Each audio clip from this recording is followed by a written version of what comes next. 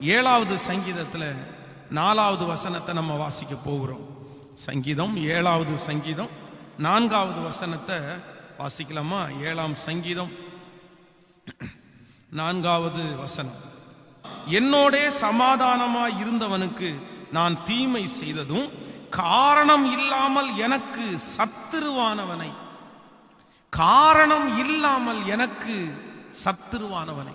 நீங்கள் 119ஆம் சங்கீதம் 161வது வசனத்தை நம்ம எடுக்கும்போது 161வது வசனத்தை நம்ம வாசிக்கலாம்.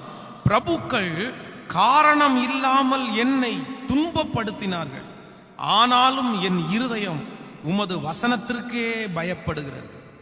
பிரபுக்கள் காரணம் இல்லாமல் என்னை துன்பப்படுத்தினார்கள், ஆனாலும் என் இருதயம் உமது வசனத்திற்கே பயப்படுகிறது.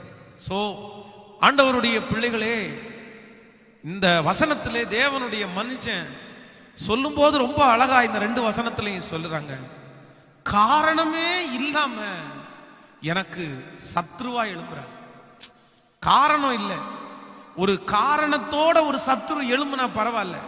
நான் அவனு திட்டினாங்க, நான் வாங்கிட்டேன், கொடுக்க முடியல, சத்ருவா எழும்பினாங்க. ஆண்டவருடைய பிள்ளைகளுடைய வாழ்க்கையிலே நிறைய நேரத்தில் காரணத்தினாலே சத்துருக்கள் உண்டாவாங்க. நம்ம ஏதோ ஒன்று பண்ணியிருப்போம், அது வேற பிரச்சனையில போயிட்டு அதன் நிமித்தம் ஒரு சத்துரு நமக்கு விரோதமா எழும்புவாங்க.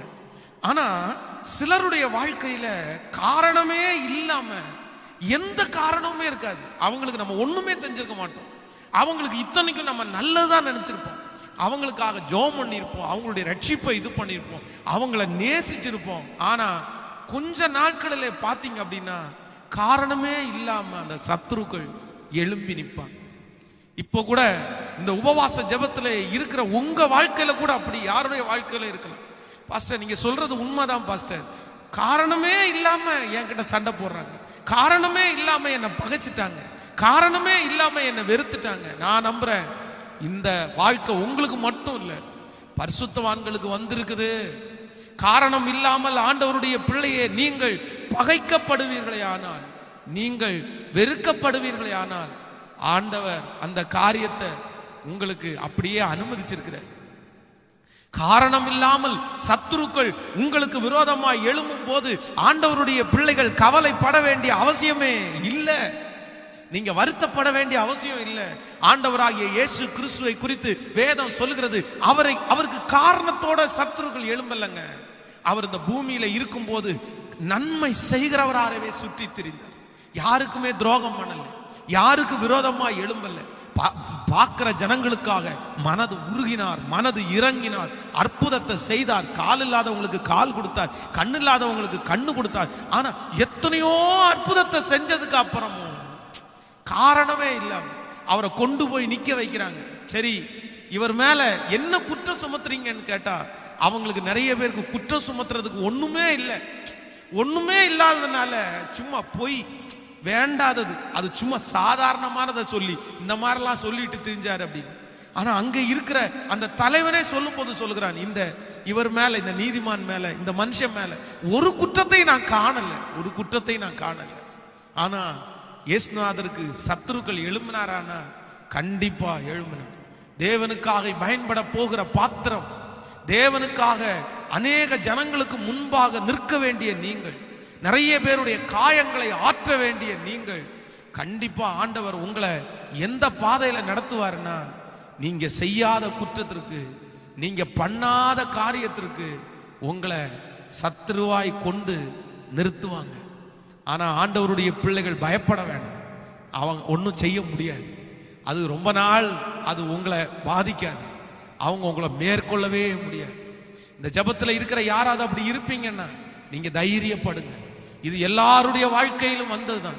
யோசேப்பை குறித்து வேதம் சொல்லுகிறது, யோசேப்பு தப்பு பண்ணதுனால சிறைக்கு போகலங்க, தப்பு செய்ததற்காக சிறைக்கு போகல, காரணமே இல்லாம அவனை காயப்படுத்தி, காரணமே இல்லாம அவனை கஷ்டப்படுத்துறாங்க. காரணமே இல்லாம கஷ்டப்படுத்தினதுனாலதான் அந்த நாட்டிற்கு அவன் அதிபதியாய் கர்த்தர் மாற்றினார். தீர்க்க தரிசனமா சொல்றேன், யாரெல்லாம் இங்கே காரணமே இல்லாமல் நீங்கள் அடிக்கப்படுகிறீர்களோ, தங்களுடைய சகோதரர் அவனை குழியில போடுறதற்கு காரணமே இல்லை, அவனை சிறைச்சாலையில போடுறதுக்கு காரணமே இல்லை. ஆனா காரணமே இல்லாம அவனை காயப்படுத்தினதுதான் அவ்வளவு பெரிய உயர்வை கொடுத்தது. உண்டானால் உங்க வாழ்க்கையிலையும் என் வாழ்க்கையிலையும் காரணம் இல்லாமல் ஏற்படுகிற ஒவ்வொரு காயங்களும் நம்மை அழிப்பதற்காக அல்ல. நான் நம்புறேன், உங்களை மோல்டு பண்ணி, உங்களை உருவாக்கி, உங்களை மிகப்பெரிய சாட்சியாய் தைரியப்படுத்தி நிற்பதற்காக தான் சில நேரத்தில் காரணமில்லாத காயங்கள். பிள்ளை காரணம் இல்லாம பேசுது, பொண்ணு காரணம் இல்லாம பேசுது, மருமகள் காரணம் இல்லாம பேசுறாங்க, மாமியார் மாமனார் காரணமே இல்லை, காரணமே இல்லாம சண்டை வருது பாஸ்டர், நோக்கமே இல்லாம வருது பாஸ்டர். சோர்ந்து போகாதீங்க ஆண்டவருடைய பிள்ளைகளே. ஆண்டவரால் அழைக்கப்பட்ட நிறைய பேர்களுக்கு காரணம் இல்லாத காயங்கள் இருக்கத்தான் செய்கிறது. தீமை செஞ்சதுனாலயா தானியேலை சிங்கக்கபியில போடணும்னு சொன்னாங்க? இல்லையே, ஒரு தீமையும் செய்யலையே. தீமை செஞ்சதுனாலயா சாத்ராக் மேஷாக் ஆபேத் நேகோவை அக்கினி சூளைக்கு போடணும்னு சொன்னாங்க? இல்லையே. இல்ல, காரணமே இல்லாத நிறைய பிரச்சனை ஆண்டவருடைய பிள்ளைகளை தேடி வந்தாலும் ஒரு பெரிய பாதுகாப்பு கர்த்தர் இருக்கிறார். ஆமென். என் வாழ்க்கையிலே ஒரு சாட்சி கொஞ்சம் பயமான சாட்சியா தான் இருக்கும். ஒரு நாள் என்னுடைய திருச்சபையிலிருந்து ஒரு 300 அடி தூரம் நான் நடந்து என்னுடைய வீட்டிற்காக போறதுக்காக நடந்து நான் போயிட்டே இருக்கிறேன். இங்கே நிறைய ஆட்கள் இருந்துட்டு இருக்கிறாங்க. சாயந்தரமான ஒரு நேரம், ஒரு 7 மணிக்கு மேலே ஆச்சு, இருட்டிருச்சு. அப்போ ஒரு பையன், ஒரு வாலிப பையன் அந்த இடத்துல நின்றுட்டு இருந்தான். அவனை ஏற்கனவே அந்த பையனை எனக்கு தெரியும், நல்லாவே தெரியும் அந்த பையனை. நான் முதல்ல ஃபர்ஸ்ட் சர்ச்சை ஆரம்பிச்சேன் பாருங்களேன். அந்த சர்ச்சுக்கு பக்கத்துல தெரு ஓரத்துல ஒரு 4-5 பேரா சேர்ந்து அந்த பசங்க எப்பவுமே ஏதாவது சிகரெட் அடிச்சுட்டு இல்லை நக்கல் அடிச்சுட்டு அப்படியே இருப்பாங்க. ஆனா என் மேல ஒரு நல்ல மரியாதை வச்சுட்டு அப்படியே சும்மா கையை காமிப்பேன். நானும் கையை காமிச்சிட்டு அப்படியே போயிட்டே இருப்பேன்.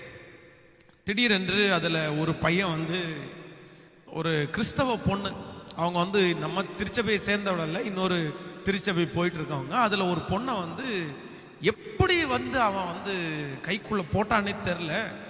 அந்த பொண்ணு ரொம்ப நல்ல பொண்ணு. ஆனா இவங்க அந்த அளவுக்கு, இந்த பையன் ரொம்ப அவனுடைய வாழ்க்கை வித்தியாசமானது. அவன் ஃப்ரெண்ட்ஷிப் எல்லாம் ரொம்ப வித்தியாசமானது. எத்தனையோ எதிர்த்து பார்த்தாங்க, குடும்பத்தில் இருக்கிறவங்க வேணான்னு பார்த்தாங்க.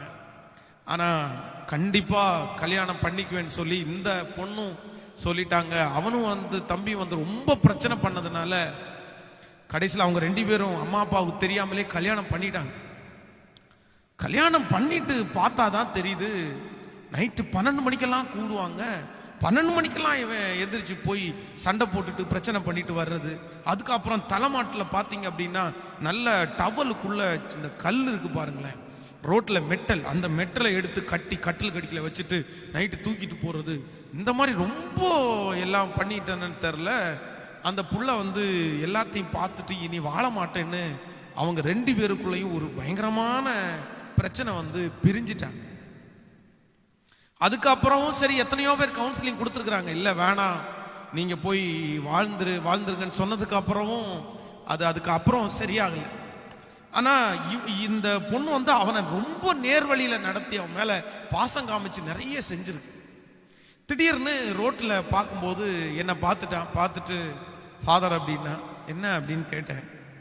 தெரியுமா, இந்த மாதிரி அவங்க பிரிஞ்சிட்டாங்க அப்படின்னு ரோட்ல வச்சு பேசுறாரு. பேசின உடனே நான் ஒன்ன சொன்னேன், சரி பிரதர், நான் உங்களுக்காக ப்ரேயர் பண்ணிக்கிறேன், கண்டிப்பா ஆண்டவர் மனசை மாத்துவாரு, கொஞ்ச நாளைக்கு பொறுமையா இருங்க அப்படின்னு நான் பேசிட்டு இருக்கிறேன்.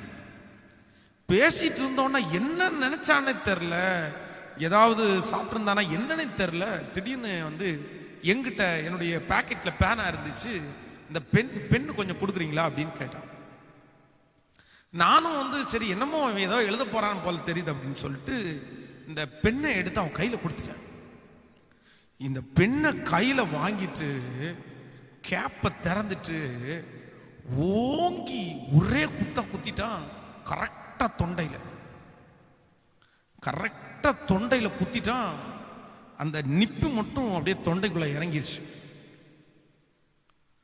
குத்திட்டு எடுத்துட்டான், கையில பெண்ணை எடுத்துட்டான். கையில தொட்டு பார்க்கறான், கையில ரத்தம் இருக்கு. இப்போ கவனிங்க, இது ஒரு இருட்டுக்குள்ள நடக்குது. ஆனா சுத்தி நிறைய ஜனங்கள் நின்றுட்டே இருக்காங்க. ஒவ்வொருத்தரும் கடையில ஜாமான் வாங்குறாங்க, பேசிட்டு இருக்கிறாங்க, எல்லாம் நடந்துட்டு இருக்குது. இருட்டுக்குள்ள இவன் பண்ணிட்டு இருக்கிறான். இவன் என்ன குத்திட்டான். இப்போ இது என்னுடைய ஏரியா வேற, நான் ஊழியம் செய்கிற ஏரியா. இந்த ஏரியாவில் இப்போ நம்ம சத்தம் போட்டாலோ நர்வஸ் ஆயிட்டோம்னாலோ கண்டிப்பா ஒரு பெரிய கூட்டம் கூடும். கூட்டம் கூடுன உடனே பாஸ்டர் குத்திட்டாங்க அப்படின்ற செய்தி போயிடும் அப்படின்றதுக்காக அமைதியா அந்த இடத்துல அப்படியே ஒரு நிமிஷம் அப்படியே கத்திரிடத்துல அந்த கிருபையை மட்டும் கேட்டு, அவன் என்னை குத்துனது மட்டும் இல்லை, அவன் ரொம்ப வயலண்ட் ஆகிட்ட, ரொம்ப பேசிட்டே இருக்கிறான். அவன் என்னமோ தெரில, அவனுக்குள்ள கோபம் வந்துட்டே இருக்கு, என்னென்னமோ பேசிட்டே இருக்கிறான். அவனை ஆறுதல் படுத்தி அவன் தோளில் தட்டி, காயத்தோட அவன் தோளில் தட்டி, நான் பைக்கில் போயிருந்தேன், என் பைக் அங்கே நின்று இருக்குது, அவனை என் பைக்கு பின்னாடி உட்கார வச்சேன். ப்ளீஸ் பண்ணி தயவு செய்து நான் சர்ச்சில் பேசுவோம், நல்லா பேசலாம், இவனுக்கு என்ன பிரச்சனைன்றதான் தீர்த்து விடுறேன் அப்படின்னு என் பைக்கில் பின்னாடி உட்கார வச்சு அவனை கொண்டு சர்ச்சுக்குள்ளே கொண்டு வந்துட்டேன். சர்ச்சுக்குள்ளே கொண்டு வந்ததுக்கு அப்புறம் தான் எனக்கு உயிரை திரும்ப வந்துருச்சு. ஏன்னா ரோட்டில் என்ன வேணாலும் நடக்கலாம், அது அது என்ன ஏதாவது ஆயிடுமோ அப்படின்றதுக்காக சர்ச்சுக்குள்ளே வந்த உடனே அப்போ நம்ம இடம் ஆயிடுச்சே. அதுக்கப்புறம் அவன்கிட்ட நான் பேச விரும்பலை. நான் சரி நீ போயிரு அப்படின்னு. அதுக்கப்புறம் டக்குன்னு அவன் தெளிஞ்சது மாதிரி, சார் நான் குத்திட்டேனா சாரி அப்படின்ட்டு இருக்கிறான். வீட்டுக்கு போயிட்டான். நான் இந்த ரத்தத்தெல்லாம் தொடச்சிட்டேன். ரத்தத்தெல்லாம் தொடச்சிட்டு ஒரு பெரிய ஆழமாக ஒன்றும் பதியல, அந்த நிப்பு மட்டும்தான் உள்ளே போயிருந்துச்சு. அது என்னமோ ஆண்டவர் கிருபையில் அது ஒரு பெரிய பாதிப்புக்குள்ள ஆகாமல் அது ஒன்றும் இல்லாமல் போயிடுச்சு. தொடச்ச உடனே ரத்தம் நின்றுச்சு. ஒரு 5-10 நிமிஷத்துக்குள்ள அவங்க அம்மா அங்கேருந்து, அந்த பையனுடைய அம்மா ஓடி வந்தாங்க, அழுதுட்டு காலையே விழுந்துட்டாங்க. ஃபாதர் தயவுசெய்து மன்னிச்சிருங்க ஃபாதர், மன்னிச்சிருங்க ஃபாதர், மன்னிச்சிருங்க ஃபாதர், உங்களையும் குத்திட்டான். நாம அங்கே போய் சொல்லிட்டான், ஃபாதர் இந்த மாதிரி நான் குத்திட்டேன் அப்படின்னு, மன்னிச்சிருங்க ஃபாதர், மன்னிச்சிருங்க ஃபாதர் அப்படின்னு கெஞ்சினாங்க. நான் சொன்னேன்ப்பா ஒன்றுமே இல்லைம்மா, அதெல்லாம் ஒன்று விட்டுருங்க, அவன் தெரியாமல் பண்ணியிருக்கிறான் அப்படின்னு சொல்லிட்டு அனுப்பி விட்டுட்டேன். ஆனால் இதை கேட்ட ஒரு பர்சன், கேட்ட ஒரு நபர், இவன் குத்துனது கூட எனக்கு பெருசாக தெரிலங்க, கேட்டுட்டு அவர் ஒரு வார்த்தை சொன்னார் பாருங்களேன், என் மனசையே உடைச்சிருச்சு. சே, அப்போ காரணமே இல்லாம, எனக்கு தெரியல எந்த காரணத்திற்காக ஆண்டவர் அனுமதிச்சார் அப்படின்னு தெரியல, ஆனா காரணமே இல்லாம அவன் என்னை காயப்படுத்திட்டான். அதற்கு பிறகு காரணம் இல்லாமல் காயப்பட்ட அநேகருடைய காயத்தை கட்டுறதற்கு ஆண்டவர் என்ன நிறைய பேருக்கு ஆண்டவர் என்ன பயன்படுத்தினார். இன்னைக்கும் அவன் எங்கேயாவது ஒரு இடத்துல தூரத்தில் பார்த்து கை தூக்குனான்னா நானும் கை தூக்கி சரிப்பா சரிப்பா அப்படிதான் இருக்கிறேன், சரிப்பா அப்படின்னு தான் இருக்கிறேன். இந்த ஜெபத்தில் இருக்கிற ஆண்டவருடைய பிள்ளைகளே, காரணம் இல்லாமல் யாரோ ஒருத்தர் காயப்படுத்தும் போது நம்மளால நிறைய பேரால அதை ஜீரணிக்கவே முடியல. அவன் எப்படி காரணம் இல்லாம என்ன குத்தலாம் ஆண்டவரை, அவன் எப்படி ஆண்டவரை காரணம் இல்லாம என்ன பேசலாம், நீங்க ஏன் அனுமதிச்சீங்க? நிறைய பேர் ஆண்டவரிடத்துல சண்டை போடுறவங்க, ஆண்டவரிடத்துல ஃபைட் பண்றவங்க, ஆண்டவரை பார்த்து கேள்வி கேட்கிறவங்க, நான் ஏதாவது தப்பு பண்ணியிருந்தா கேட்டா பரவாயில்லையே, தப்புனாம எனக்கு விரோதமா எழும்புறாங்களே, கண்டிப்பா நான் அவங்கள ஏதாவது ஒண்ணு தீக்காம நான் விட மாட்டேன் அப்படின்ற கோபத்தினுடைய உச்சகட்டத்தில் யாரோ ஒருத்தர் இந்த ஜெபத்தை கேட்டு கொண்டிருக்கலாம்.